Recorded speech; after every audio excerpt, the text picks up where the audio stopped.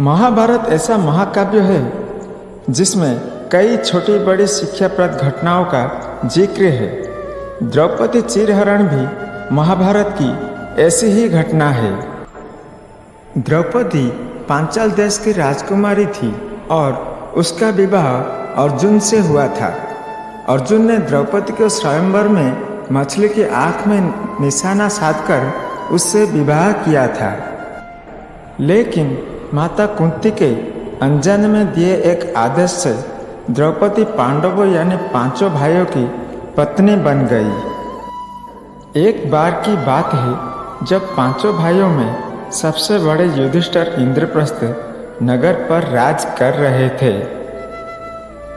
उस समय हस्तिनापुर का राजकुमार दुर्योधन था और पांचों पांडव उसके चचेरे भाई थे। दुर्योधन कौरव में सबसे बड़ा था और अपने चचेरे भाइयों यानी पांडवों से जलता था।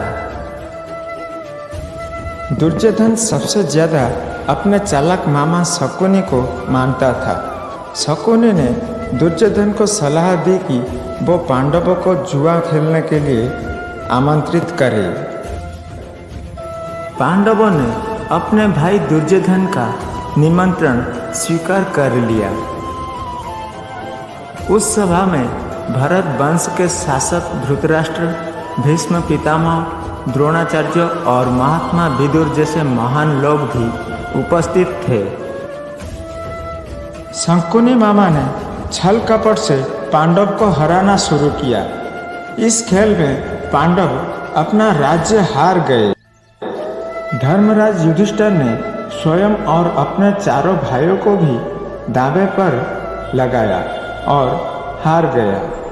अंत में जब दावे पर लगाने के लिए उनके पास कुछ नहीं बचा तो उन्होंने अपनी पत्नी द्रौपदी को दावे पर लगा दिया। दुर्योधन तो जैसे इसी पल का इंतजार कर रहा था। शकुनी मामा की मदद से उसने जुए में द्रौपदी को भी जीत लिया। द्रौपदी को जीतने के बाद दुर्योधन ने अपने भाई दुशासन को आदेश दिया कि वो द्रौपदी को भरी सभा में बाल पकड़कर और घसीटते हुए लेकर आए। भाई से आज्ञा मिलते ही दुशासन द्रौपदी के कक्ष में गया और उसे सभा में चलने को कहा।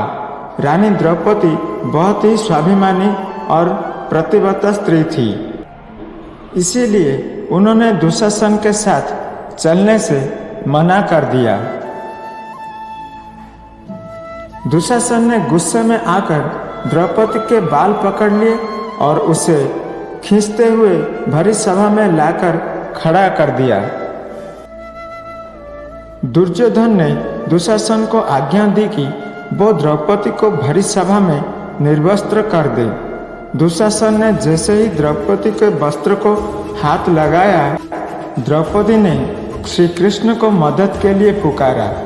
श्री कृष्ण अपने भक्तों को कभी नाराज नहीं करते।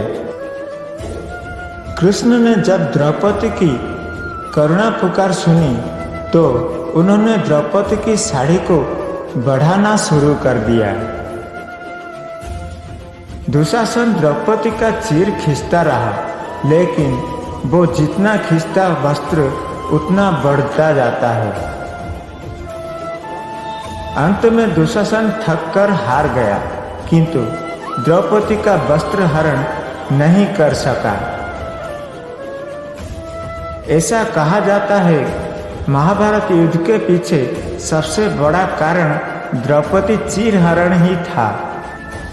तो दोस्तों, ये रहा महाभारत की द्रौपदी की चीरहरण की कहानी। तो दोस्तों, वीडियो अगर आपको अच्छा लगा है तो वीडियो को लाइक, शेयर, कमेंट करके सब्सक्राइब जरूर कर देना। जय श्री कृष्ण। राधे राधे।